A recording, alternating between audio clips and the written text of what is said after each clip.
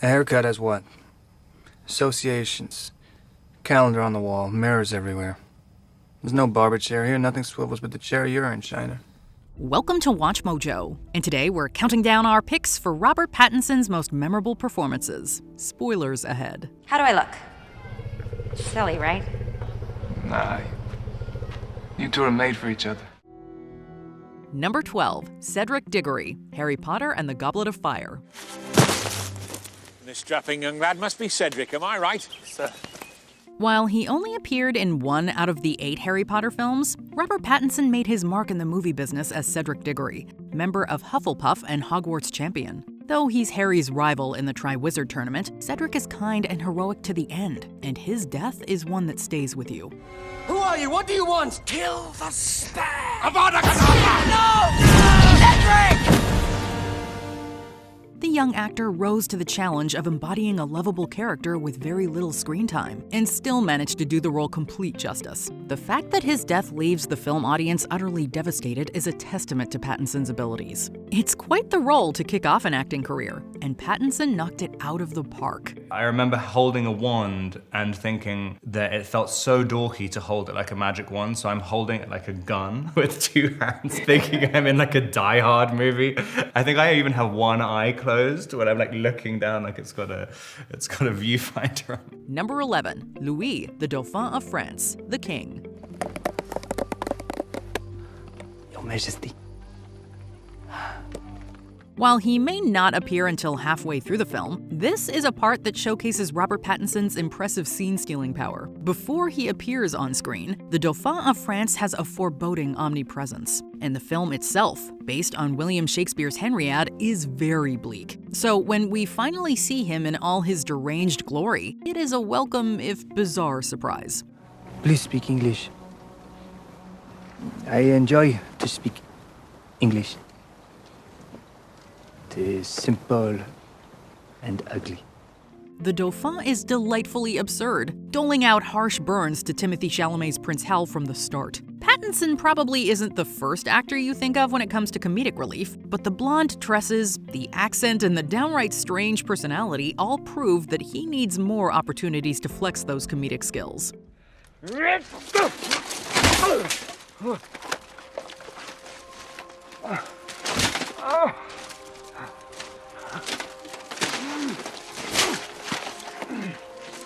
Number 10, The Grey Heron, The Boy and the Heron. Save me! Maito! Maito! Leave! Shoot! Go! When the trailer for the English dub of the Studio Ghibli film dropped, we all thought the same thing. That's Willem Dafoe voicing the bird, right?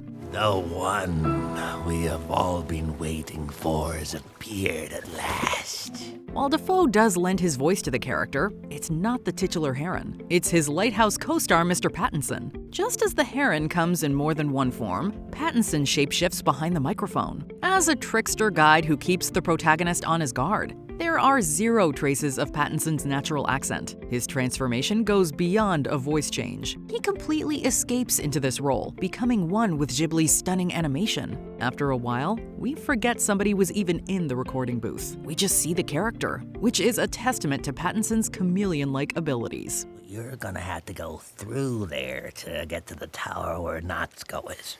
I'll draw them out. Then you can run in. Number 9, Reynolds, the Rover. What you doing with this car? It's my brother's car. There's your brother. After his time playing Edward Cullen in the Twilight Saga, Robert Pattinson sought out smaller parts in daring indie films. Set a decade after a worldwide economic collapse, The Rover follows 2 men on a revenge quest in the Australian outback. Pattinson plays Reynolds, aka Ray, a young Southern American man left for dead by his brother and fellow thieves after a robbery doesn't go as planned. Because I believe in God, and I know Henry believes in God, and there's no harm Henry wants to see me come to. And I believe in that. You look at the harm you've come to, and where's Henry?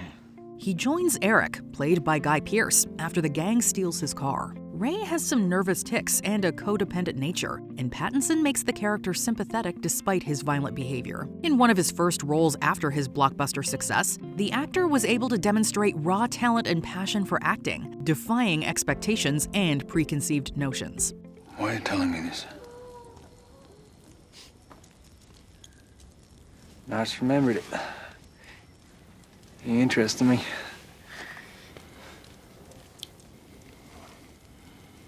Not everything has to be about something. Number 8, Edward Cullen, The Twilight Saga. I feel very protective of you. So you followed me? I was trying to keep a distance unless you needed my help, and then I heard what those lowlifes were thinking. Wait. You say you heard what they were thinking? Ask almost anyone what they know Robert Pattinson from, and it's likely Twilight. It's the role that skyrocketed him to global stardom and changed his life practically overnight. He played the brooding, stalkerish Edward Cullen, a vampire who becomes enamored with one of his classmates. You really make me feel like I'm some sort of like villain trying to steal your virtue or something. It's not my virtue I'm concerned about. Are you kidding? It's just one rule I want to leave unbroken. It might be too late for my soul, but I will protect yours. In the years since the mega-hit franchise came to an end, and while it was still going, Pattinson has publicly voiced his love-hate relationship with the role. However, he's come to appreciate it for its significance, because without this bonkers 5-part movie saga, who knows where he'd be in his career. Ladies and gentlemen, we are gathered here on this glorious day to witness the union of Edward Cullen and Bella Swan. It may not be the most nuanced acting, but Pattinson did what he could with the YA material, and it will forever be iconic. I didn't watch Twilight. Oh. Yeah, right. Sorry. Not my thing. No, it's not even cool to be a hater anymore. I don't hate it, I just didn't see it. I just didn't participate in it. Number 7, Monty, High Life. Hey, there you go. There you go. A little pee-pee. In this haunting sci-fi horror directed by French visionary Claire Denis, Pattinson plays Monty, a convicted prisoner alone on a spaceship with his infant daughter Willow, played by his real-life goddaughter. I got my friend Sam, and I was like, what are you doing for the next 2 weeks? Like, can Scarlett just play my daughter in a movie? And they flew out the next morning, and I think I'd only ever met Scarlett like once or twice when she was a young baby, but it worked out perfectly. He is the only remaining member of a death row space mission assembled to participate in human experiments while heading towards a black hole. Looks like a crocodile's eye. More like a mouth that wants to swallow us up.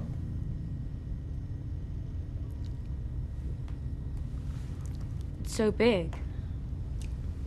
We should try it. I can feel it. Yeah, it's quite a concept, and we may not fully understand what's going on, but neither did Pattinson, or Denis for that matter. Regardless, we were too transfixed with the actor's emotionally nuanced performance as a man in isolation struggling with fatherhood to get too caught up in the film's confounding nonlinear structure. Plus, the chemistry between him and his adorable co-star was out of this world. I get very fixated on people I want to work with, and there's only, Claire, I would do something for like in a heartbeat, whatever it is. Number 6, Neil, Tenet. I'm Neil. I need an audience with Sanjay Singh. That's not possible. 10 minutes, tops. Time isn't the problem. It's getting out alive is the problem. Pattinson put his indie streak on pause when Christopher Nolan came calling with a new sci-fi epic about time inversion. John David Washington plays a character literally named the protagonist, a CIA agent on a grand quest to save the world. Pattinson portrayed his handler Neil, a dashing and mysterious Englishman who joins him on the mind-bending mission. Don't touch them. What the hell happened here?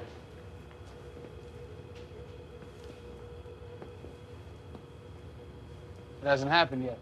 Though Pattinson is known for taking on different accents, usually American, Tenet had him play into his own accent, which he poshed up a bit. It is a sophisticated, action-packed Bond-esque role for the actor, showing undeniable range. It's so complicated to make the story work. You just thought, it's so insane this is even happening. Number 5, Preston Teagarden, The Devil All the Time.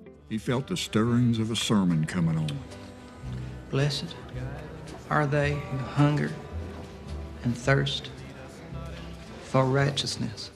With a star-studded cast and rich source material, Antonio Campos's adaptation of Donald Ray Pollock's novel of the same name was sure to be a hit. And while some elements of the film were lacking, it was the ensemble of stellar actors that kept us watching. Pattinson is a standout as Preston Teagarden, an overzealous small-town preacher who delivers epic fire and brimstone sermons. And it's soon revealed that he's been grooming and gaslighting young girls in his congregation. Delusions!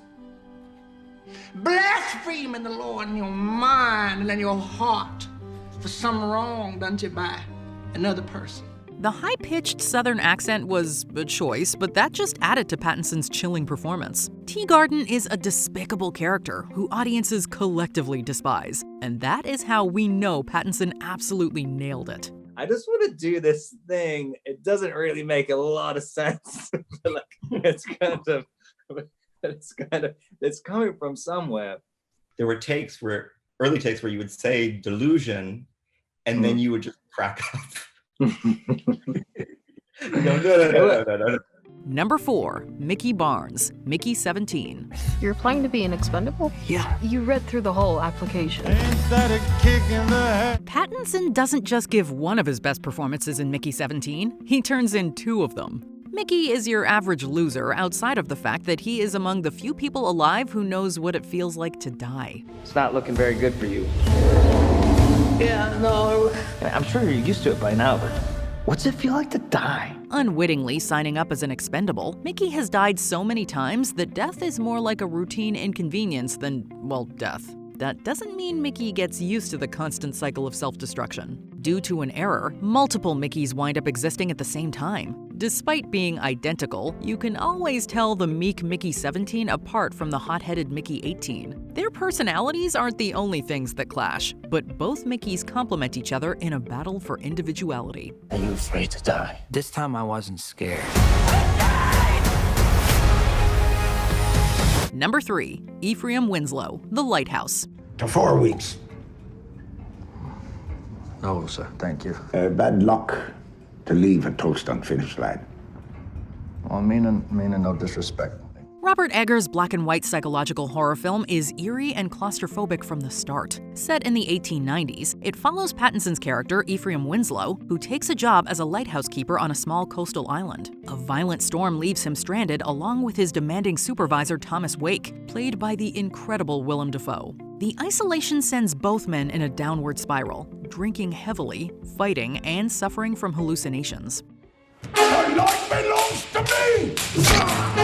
Winslow is a role that requires strong physicality, a dark sense of humor, and the ability to be downright strange, all of which are well within Pattinson's wheelhouse. The Lighthouse is an intense and beautifully filmed character study. In other words, it was made for the actor. But I wanted everything to be strange, and I kind of said to Robert, I only want to do strange things, and Robert came back with The Lighthouse and said, if this isn't strange enough for you, then I don't think I'm capable of anything stranger than this. Number 2, Bruce Wayne, Batman, The Batman. Hidden in the chaos is the element, waiting to strike like snakes. But I'm there too, watching. 2022 marked Robert Pattinson's return to blockbuster movies and his arrival into the DC extended universe as the Caped Crusader in Matt Reeves' The Batman. The actor ditched the playboy persona and instead went for a more grounded, tragic interpretation of Bruce Wayne. No, I am. Yeah, I got an idea. I want to see the Penguin. I know what you're talking about, pal. Taking on the role of Batman is a challenge to say the least, especially since the character has been previously brought to life by some major Hollywood heavyweights. He thinks that maybe the suit has a life of its own, and it's not really normal thoughts for someone to have. Like, kind of, I think my outfit is devouring me. Like, I think my new hat is taking me over. Fans were initially skeptical about the casting, and even his agents were reportedly surprised he was interested in putting on the cape and cowl. But Pattinson's gripping performance as the iconic hero proved he was more than worthy of the part. That was no hesitation, yes. Even my agents and stuff just thought like, oh, this is interesting. I mean, I thought you only wanted to play like just total freaks all the time. Like, he is a freak, this is another freak. Before we continue, be sure to subscribe to our channel and ring the bell to get notified about our latest videos. You have the option to be notified for occasional videos or all of them. If you're on your phone, make sure you go into your settings and switch on notifications. Number 1. Konstantin Kani-Nikas, Good Time. All right, go f yourself, man. Think you're better than me. I am better than you. This widely praised indie crime thriller from the Safdie brothers owes much of its acclaim to Robert Pattinson's powerful performance as low-life criminal Connie Nikas. In New York, Connie and his developmentally disabled brother Nick get caught after fleeing a bank robbery. Nick lands in jail, but his brother manages to get away. Connie then spends the rest of the film doing everything he can to get him out, including lying, stealing, and hurting anyone who gets in his way. 5 seconds, I call the police! Red or pink dye, okay? My brother is mentally handicapped. The bucket of paint fell off the construction truck and hit him on the head. I'm gonna come out in 1 second. It's an emergency, all right? Please, just give me 5 minutes. The film's pace is frenetic, anxiety-inducing, and relentlessly violent. The actor brought a recklessness and desperation to the character, and many agree that Good Time is Robert Pattinson's career best. Still, we know he will continue to wow us in the years to come. Another wonderful experience, and also a totally unexpected reaction to it as well. I remember talking to Josh and Benny at some hotel in LA, and I said, I want to do whatever you guys are doing next, I want to do it. And I remember Josh saying, do you mean that? Because I'll have a script in 6 weeks. What do you think is Robert Pattinson's best role? Let us know in the comments. You just suddenly realize you can approach filmmaking and acting in totally different ways every single movie. And directors like that really allow you the freedom to do it. Did you enjoy this video? Check out these other clips from WatchMojo. And be sure to subscribe and ring the bell to be notified about our latest videos.